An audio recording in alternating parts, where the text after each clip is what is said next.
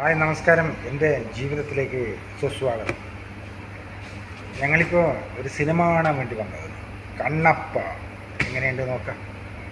കണ്ണപ്പേൻ്റെ വിശേഷങ്ങൾ നമുക്ക് വഴിയെ പറയാം. ഇപ്പം ഞാനിപ്പോൾ ഉള്ളത് കണ്ണൂർ ലിബർട്ടി സിനിമാസിലാണ്. അതിൻ്റെ ദൃശ്യങ്ങളാണ് ഈ കാണുന്നത്.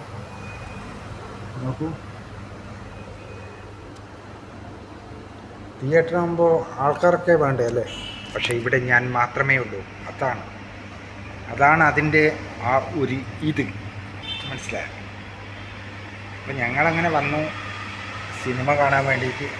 എൻ്റെ കൂടെ ഉള്ളവർ ബാത്റൂമിൽ പോയിട്ടുണ്ട്, വേറെ ആരുമില്ല. ഇപ്പോൾ ഷോ നടന്നുകൊണ്ടിരിക്കുന്നുണ്ട്. ഇത് കഴിഞ്ഞിട്ടാകുമ്പോൾ ഉള്ളൂ. അപ്പോഴേക്കും പണ്ടത്തെ പോലെയല്ലല്ലോ, ഇന്നെല്ലാവരും ബുക്ക് ചെയ്യല്ലേ ചെയ്യുക അല്ലേ? ഓൺലൈനായിട്ട് ബുക്ക് ചെയ്യുക. അല്ലാത്ത ബുക്ക് ചെയ്യാത്ത പെട്ടെന്ന് ഒരു സിനിമ നഗരത്തിലെത്തിക്കഴിഞ്ഞാൽ പെട്ടെന്നൊരു സിനിമ കാണണം എന്ന് തോന്നിക്കഴിഞ്ഞാൽ എന്ത് ചെയ്യും? വന്ന ടിക്കറ്റ് എടുക്കും. അങ്ങനെയുള്ള കാലഘട്ടമാണ്. ഇപ്പം എല്ലാവരും ഓൺലൈനിലും കാര്യങ്ങളായി. പക്ഷേ ഞാൻ ഓൺലൈനിലൊന്നും ബുക്ക് ചെയ്തിട്ടില്ല. ഇവിടെ വന്നിട്ട് ലൈനിൽ നിന്നിട്ടോ അങ്ങനെയൊക്കെ ടിക്കറ്റ് എടുക്കുന്നതിൻ്റെ ഒരു സുഖം വേറെ തന്നെയാണ്. അതുകൊണ്ടാണ് ഇപ്പം ഞാൻ മാത്രമേ ഉള്ളൂ. നോക്കൂ, ശൂന്യം കേട്ടോ. അവർ ബാത്റൂമിൽ ഇതിലേ പോയി ഇടത്തോട്ടേക്ക് പോകും. അങ്ങനെ പോയി കഴിഞ്ഞാൽ ടോയ്ലറ്റായി. ഇപ്പോൾ അങ്ങോട്ടേക്ക് പോയിട്ടുണ്ട്. അപ്പോൾ അതുവരെയുള്ള ദൃശ്യങ്ങൾ നമുക്ക് കാണാം. ഓക്കെ, അപ്പോൾ എല്ലാവരും വാ. ഇതാണ് മലയാള സിനിമയുടെ പിതാവ് JC ഡാനിയൽ. 1879 എഡ്വാർഡ് ന്യൂബ്രിഡ്ജ് ആണ് ഫിലിം പ്രൊജക്ടർ കണ്ടുപിടിച്ചത്. ഇതാണ് ഫിലിം പ്രൊജക്ടർ കേട്ടോ. ഇത് ആ കാലഘട്ടത്തിലുള്ള ആളാണോ എന്നുള്ള അറിയില്ല. ഇത് പണ്ടത്തെ റീലിൻ്റെ ബോക്സില്ലേ, ഫിലമൻ്റ് ഇല്ല, എങ്ങനല്ലേ പറയാം. ഇതാണ് തിയേറ്ററിൽ സിനിമ ചലിപ്പിച്ച സാധനമായി. ഒരുപാട് ഇതാണ് ഈ ക്യാമറ. ഇതിൻ്റെ ഉള്ളിലേക്ക് നിന്നാണ് ആ വെളിച്ചം വരുന്നത്, ചലച്ചിത്രമായിട്ട് വരുന്നത്. അത് നേരെ സ്ക്രീനിലേക്ക് പോകും.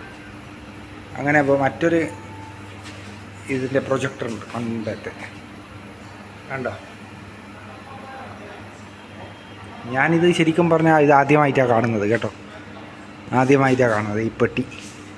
അതായത് തിയേറ്ററിൽ സിനിമ പ്രദർശിപ്പിക്കുന്ന അഡ്മിഷൻ എന്ന് വേണമെങ്കിൽ പറയാം. കണ്ടോ അതിൻ്റെ ക്യാമറ കണ്ടോ? ഇതിലേ കൂടിയാണ് പല വെളിച്ചങ്ങളും മിന്നി മറഞ്ഞത് നേരെ സ്ക്രീനിലേക്ക്. അതാണ് അതിൻ്റെ ആ ഭംഗി. നോക്കൂ, ഇങ്ങനെ കാണുമ്പോൾ ശരിക്കും അതിൻ്റെ ഐഡിയ വരുന്നത് അല്ലേ? ഇത് കണ്ട എന്താണെന്ന് ചോദിച്ചാൽ അറിയില്ല.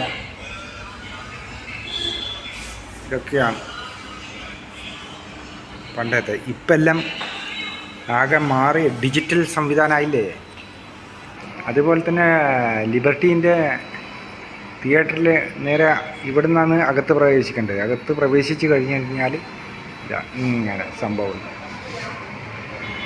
ഇവിടെയെല്ലാം ഇരിക്കാനുള്ള സംവിധാനമുണ്ട് കേട്ടോ. ഇവിടെ ചായ, ജ്യൂസ്, പല പല പല പല വെറൈറ്റി ഐറ്റംസുകളെല്ലാം കിട്ടും.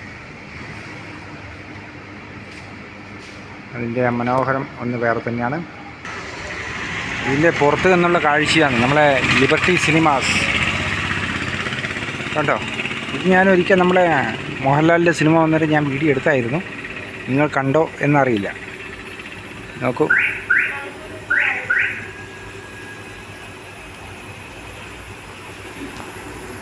അതിമനോഹരമായ തിയേറ്റർ കേട്ടോ. ഞാനിത് അവിടുന്ന് ടിക്കറ്റ് എടുത്തു, നേരെ ഇതിലേ വന്നു, ഇതിലേക്ക് കയറി. ഇതാണ് വിശ്രമം, വെയിറ്റിംഗ് ഹാള്.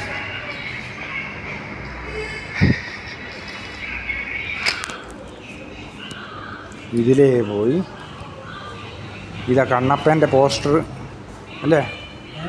കണ്ണപ്പേൻ്റെ പോസ്റ്റർ ഇതാ.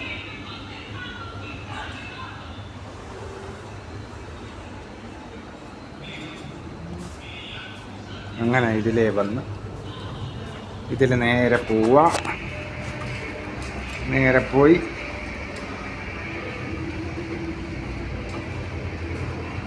ഇവിടുന്ന് ഇടത്തോട്ട് തിരിഞ്ഞ് ഇതായി കാണുന്നത് ഒരു ടാക്കീസ്, ഇവിടുന്ന് കുറച്ച് മുന്നോട്ട് പോയി വലത് ഭാഗത്ത് മറ്റേ ടാക്കീസ്. അങ്ങനെ 2 തിയേറ്ററാണ് ഉള്ളത്.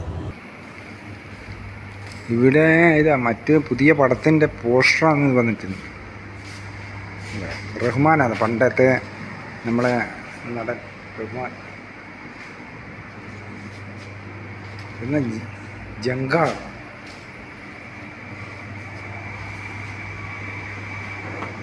ഹൃത്തിക് റോഷൻ്റെയും ഇതാ മറ്റേ ഇവൻ്റെ പേരറിയില്ല, അതിൻ്റെ ഒരു ഹിന്ദി സിനിമ വാർ 2. അപ്പം ഇങ്ങനെയല്ല ഉള്ളത് തിയേറ്റർ കണ്ടോ. അപ്പോൾ കണ്ണൂരിലുള്ളവർ ഇവിടെ ഒന്ന് സന്ദർശിക്കുക ലിബർട്ടി ടാക്കീസ്. ഓക്കെ.